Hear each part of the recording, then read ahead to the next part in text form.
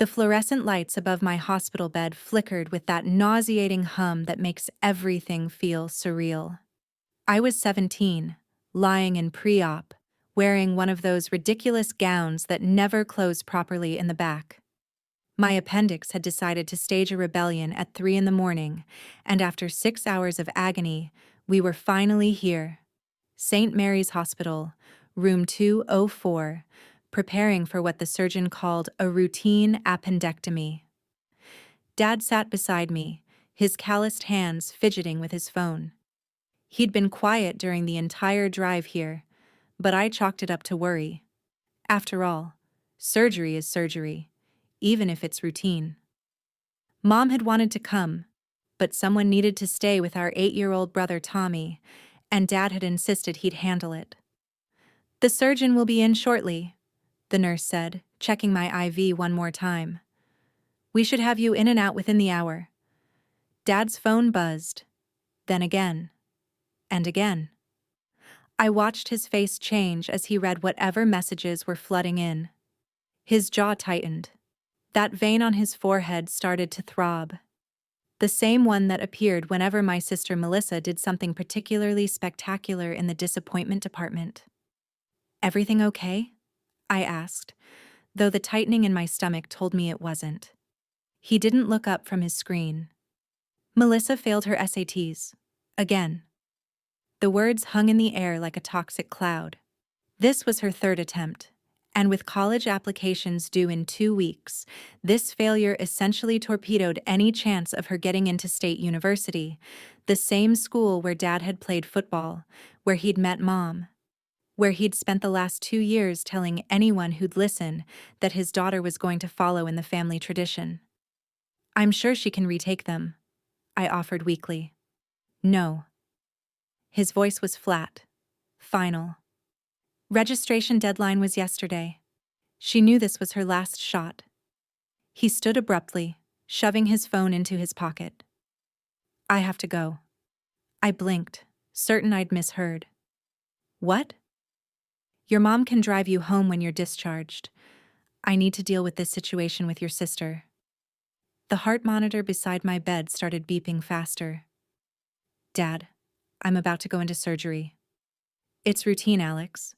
You said so yourself. Melissa needs me right now." "I need you right now." The words came out smaller than I intended, almost a whisper. He was already grabbing his jacket. "You'll be fine. You're tough. Melissa ... He shook his head. "She's falling apart. She needs her father." And just like that, he was gone. The door swung shut behind him with a soft whoosh, leaving me alone with the beeping machines and the smell of antiseptic. A nurse poked her head in 30 seconds later. "Where did your father go, honey?" I stared at the ceiling tiles, counting the little holes until my vision blurred. "Emergency at home." She frowned, making a note on her chart. "Well, don't worry, you're in good hands." But as they wheeled me toward the operating room, the anesthesia mask descending over my face, the last coherent thought I had was that my father had just ranked my life lower than my sister's test scores. The recovery was brutal, not because of the surgery. That part had gone smoothly, but because of the silence. Dad came to pick me up the next morning, acting as if nothing had happened. He asked how I was feeling, helped me to the car, even stopped to get my prescription filled. But he didn't apologize, didn't explain, didn't acknowledge that he'd abandoned his 17-year-old son on an operating table to console his 20-year-old daughter over a test score. When we got home, Melissa was curled up on the couch, surrounded by crumpled tissues and empty ice cream containers, being fussed over by Mom like she was the one who'd had surgery. "How's my brave boy?" Mom asked, rushing over to help me inside. "Fine," I muttered, though standing upright still felt like someone was twisting a knife in my gut. "Melissa's having such a hard time," Mom continued in a lower voice. "Your father spent all night talking her through her options. Community college might be the best route now, and then she can transfer." I stopped listening. On the coffee table, I could see the care package Dad had assembled for Melissa. Her favorite snacks, a new journal, even flowers. I looked down at my hospital discharge papers and the single bottle of pain medication, my complete post-surgery care package. That night, as I lay in bed struggling to find a comfortable position, I could hear them in the living room. Dad's voice, gentle and encouraging, talking to Melissa about second chances and alternative paths. The same voice that had told me I'd be fine and walked out on me. Something cold and hard settled in my chest, right next to where they'd cut me open. For the next 3 weeks, I watched. I watched Dad drive Melissa to community college orientations. I watched him research transfer programs and scholarship opportunities. I watched him spend hours on the phone with admissions counselors, calling in every favor he'd ever earned. Meanwhile, I went back to school with stitches still tender, carried my own books because lifting more than 10 pounds was inadvisable, and fielded questions about why my dad hadn't been at the hospital. Family emergency, I kept saying, which was technically true. But I was also planning. See, Dad had one weakness: his reputation. He was a small-town high school principal, beloved by the community, known for his dedication to family and his unwavering moral compass. The man who gave speeches at graduation about integrity and being there for the people who matter. The man who'd once driven 8 hours to attend a former student's wedding because, when people count on you, you show up. The irony was almost funny. I started small. During family dinner conversations, I'd casually mention my surgery. Remember when Dad had to leave during my pre-op because of Melissa's test scores? I'd say it lightly, almost jokingly, but I'd watch the discomfort ripple across the table. Mom would frown. Tommy would look confused. Melissa would shift uncomfortably. It wasn't like that, Dad would protest, but he never explained what it was like. Then I expanded my audience. At school, when teachers asked about my recovery, I'd mention how scary it was being alone during the surgery prep. My dad had to handle a crisis with my sister, so I went in by myself. I'd smile sadly, just vulnerable enough to elicit sympathy without seeming manipulative. Word spread. In a small town, everything spreads. But my masterpiece came during the monthly school board meeting. Dad always opened these meetings with a brief personal reflection, something inspirational about family, community, or education. This month's theme was being there when it matters most. He talked about showing up for our children, being present during their crucial moments, modeling reliability and love. I was in the audience, having convinced Mom I wanted to see Dad in action for a school project. As he spoke about the importance of parental support during challenging times, I caught his eye and smiled. Just a small, knowing smile. He stumbled over his words, lost his train of thought for a moment, then recovered and finished his speech to polite applause. After the meeting, board member Mrs. Henderson approached us in the parking lot. She'd been my third-grade teacher, had known our family for years. "Alex, honey, how are you recovering from your surgery? Your father mentioned you had quite a scare." "Oh, I'm doing much better, thank you." I glanced at Dad, who was pretending to check his phone. It was definitely scary going in alone, but I understand Dad had to prioritize the family crisis. Mrs. Henderson's smile faltered. "Alone? But surely—" "It's complicated," I said quickly, as if trying to protect Dad from embarrassment. "Family dynamics, you know. Sometimes tough choices have to be made." The confusion on her face was perfect. I could practically see the questions forming. What kind of family crisis takes precedence over a child's surgery? What tough choice leaves a 17-year-old alone in pre-op? "Well," she said slowly, "I'm just glad you're okay, dear." As we drove home, Dad was silent. Finally, he spoke. "What are you doing, Alex?" "What do you mean?" "You know what I mean? This campaign of yours." I looked out the window at the familiar streets of our small town. I'm not doing anything, Dad. I'm just telling the truth. You left me alone before surgery to deal with Melissa's test scores. That's what happened, right? You're making it sound like what? Like you abandoned me? Because that's what it felt like. His hands tightened on the steering wheel. Your sister was in crisis. She needed. I was in crisis. I needed my father. And you chose her over me. It wasn't a choice between you and her. Yes, it was. And you made it. The breaking point came 2 months later at the annual father-daughter, father-son dinner at our church. It was one of those community events that everyone attended, where families sat together and shared stories about their relationships. Dad had signed us up weeks ago, back when he was still pretending everything was normal. I'd agreed to go, knowing exactly what I was going to do. When they asked for families to share meaningful moments, my hand shot up before Dad could stop me. I'd like to share something, I said, standing slowly. The room fell quiet. About 60 people, mostly families we'd known for years. A few months ago, I had to have emergency surgery, appendicitis. It was pretty scary for a 17-year-old, you know? Lying there in pre-op, not sure what was going to happen. I paused, letting that image settle. But I want to share this story because it taught me something important about family priorities. I could see Dad's face from the corner of my eye. He'd gone very still. My sister had failed an important test that same day, and my dad had to make a choice: stay with me during surgery prep or go home to comfort her. He chose my sister. I smiled sadly at the audience. And you know what? I think that taught me something valuable about unconditional love and sacrifice. Sometimes loving your family means accepting that you're not always going to be the priority. The silence was deafening. I could feel the weight of 60 pairs of eyes shifting between me and Dad, trying to process what they'd just heard. I learned that day that love isn't about being there for the easy moments. It's about making the hard choices.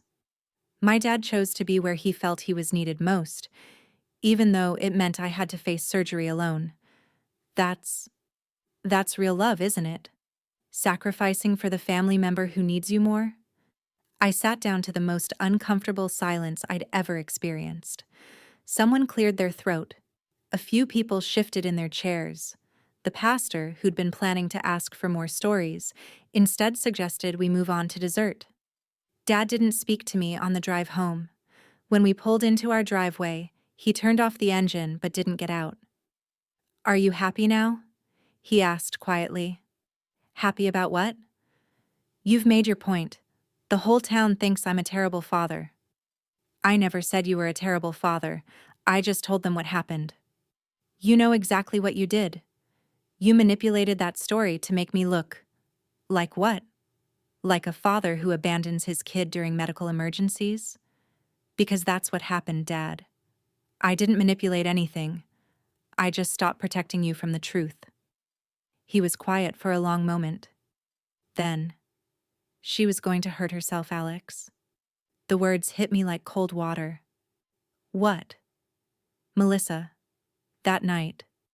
She'd called me crying, saying she couldn't take it anymore, that she'd ruined everything, that maybe everyone would be better off without her." His voice was barely a whisper. "She was in her apartment, alone, talking about how she was a failure, how she'd disappointed everyone." I could hear it in her voice, that flat, scary tone.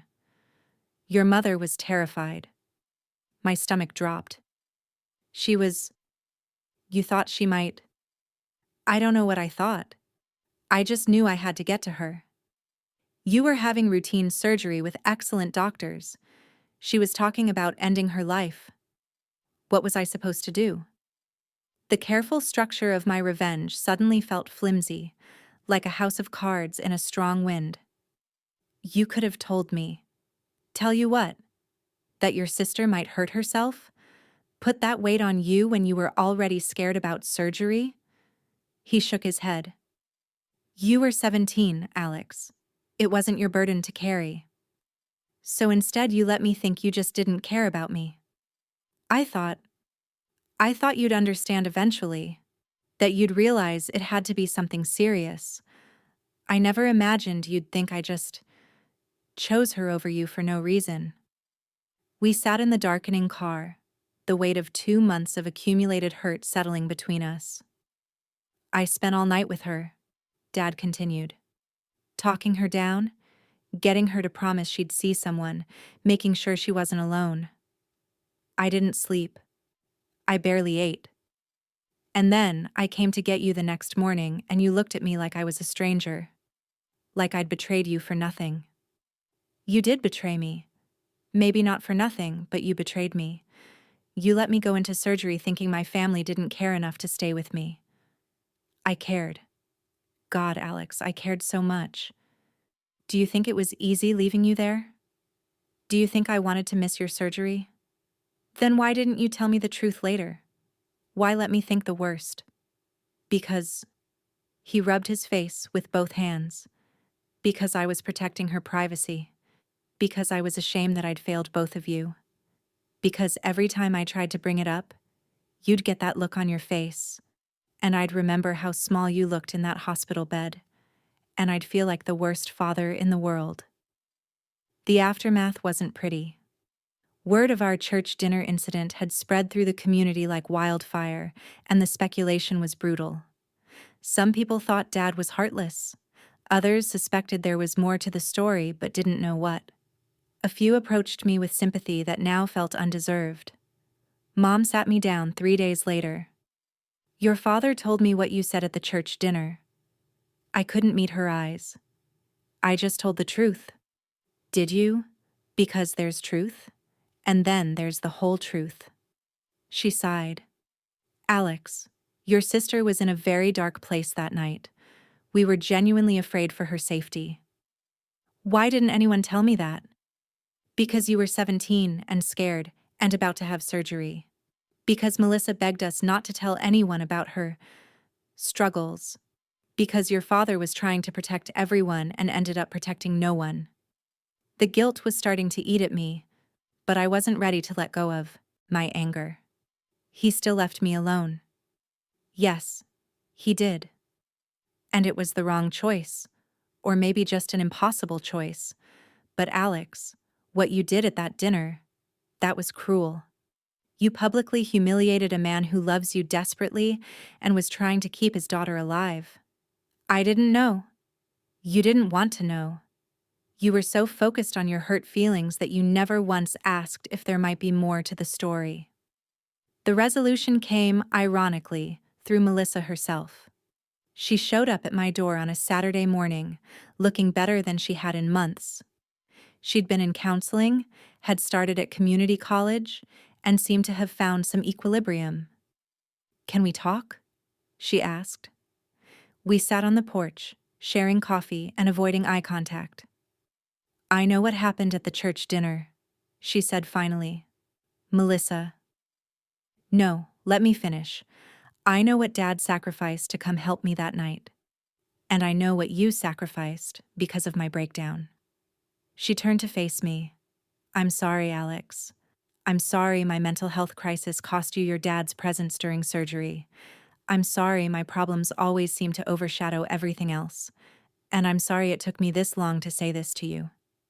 It wasn't your fault, I said, though the words felt strange coming out. Maybe not entirely, but it wasn't Dad's fault either. Not really. He was trying to save me, and in doing so, he failed you. And instead of talking about it like a family, we all just festered.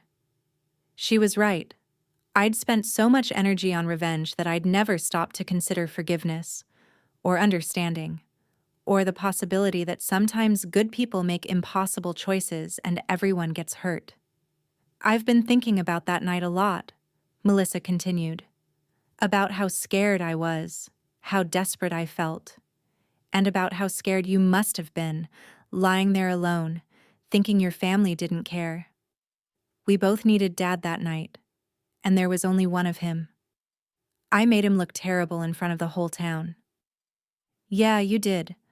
But maybe that was the only way to get everyone's attention. Maybe that was what it took for us to finally talk about what really happened. The conversation with Dad happened that evening.